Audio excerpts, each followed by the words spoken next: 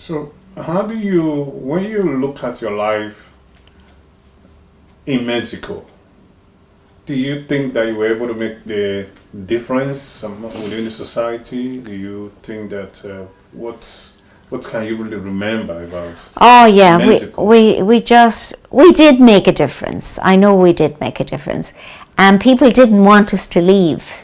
You know, they just didn't want us to leave. But I was in four locations in Mexico. Sort of, we would a companion of mine. She's in Australia. She and I were worked together, and then she went back to Australia, and I continued on. But we worked with the laity there then, and even lived with them. You know, they lived with us, we'll say.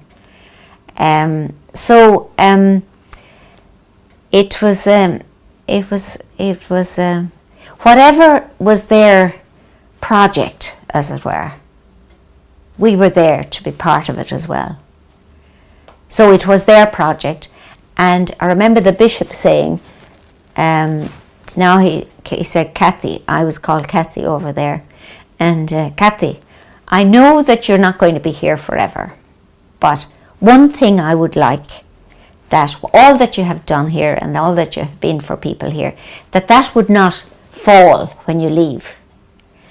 And we said, no, we wouldn't want that to happen. We would consider ourselves failures if that happened. So I said, Bishop, we are working. The people will be well able to carry on. And they were. So what were some of the things that you people did there that you think are still there?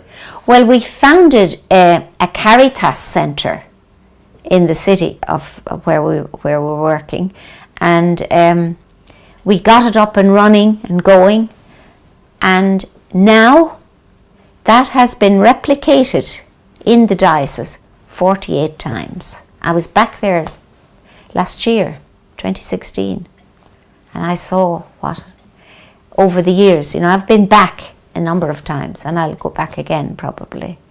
But it's about ongoing support and encouragement. And, you know, I'm in touch with the coordinators there all the time. Did you ever see some of the Mexicans that you met while you were there in Ireland? Did they ever come to Ireland? Yes, yeah. They have come. Yes, they have come. Do they live in Ireland? No, they don't live in Ireland. No, they live back in Mexico, but they have come. In fact, one is coming again, she told me, I think in January. But she is very dedicated. She's not a sister, but she's very dedicated to the cause. She's a chartered accountant, so she has a lot of capacity as well. So they bought into the vision. They definitely bought into our vision, and I can see it over there, that they have the ethos, they have the vision, they have the kinds of things, you know. I mean, yeah, they do. So they're a great people, and they love their what shall I say? They love their children. They want the best for their children, education, and like they espouse it big time. They have their difficulties as well, problems, and you know. But because when I look at most of the schools in Nigeria, at a point were mostly populated by Irish teachers. Mm-hmm. And a lot of the initiatives then would have been initiatives that were started by them. Yeah. Looking at that, I think that, you know, they have continued. You must have done in Mexico would have affected the society positively. Yes, I do believe that. Yes. Now, as well as that, I had worked in another area 4 years before I left, the parish priest. I was with two Mexican girls, two Mexican women, and he said, I want you to take care of this part of my parish. It was the poorest part of the parish. Now, about 30,000 people. But he said, we had a good talk about it. And I said, well, we will, you know, walk with the people. That's what we will be doing.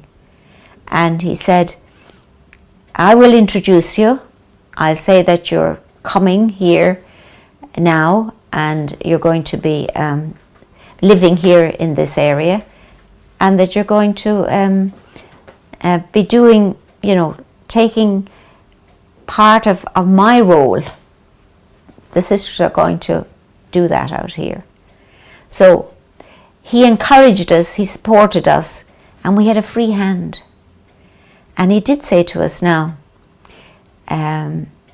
they want to do, they want to build a centre. They want to build their own church, and they want to build their own meeting rooms and set up a centre. And we said, that's fine. We'll work with it. And so he said, you have a meeting, call a meeting, listen to what they're saying, and then find out how you're going to go about it. So he actually empowered us to do that with them. Well, he knew we had done it in a few other places, so we were happy to move out of places and then say... So you have more of, your vision has been replicated in more than 48 times. Yeah, now. yeah. But definitely, you should have a changed society there now, looking at what you have been able to give to the society, the Mexicans, the places that you went the places that we have been to. Well, that is true. That is true, because I know some of the young people now who were children, 15-year-olds when we were there, have got university education and are well in their own society. They have improved greatly their areas and everything. And when we set up this centre, we used to meet another group, Base Christian Community Group, an educated, group, and the architect who was Mexican, teaching in the university, and he heard me talking about what we were doing in the area, what we were trying to get going. And I said, they tell me that they did have plans drawn up by an architect, but they didn't get approval from the bishop's house. So they were disappointed because they had raised a certain amount of money and there is no money now, And after the meeting, he came to me and he said, Kathy, I'm an architect. Have all my family are raised. I'm still working at the college. I will go in with you on this project and do up drawings for you pro bono. And I said, Julio was his name. He's in heaven now. He died a couple of years ago. And my God, he was superb.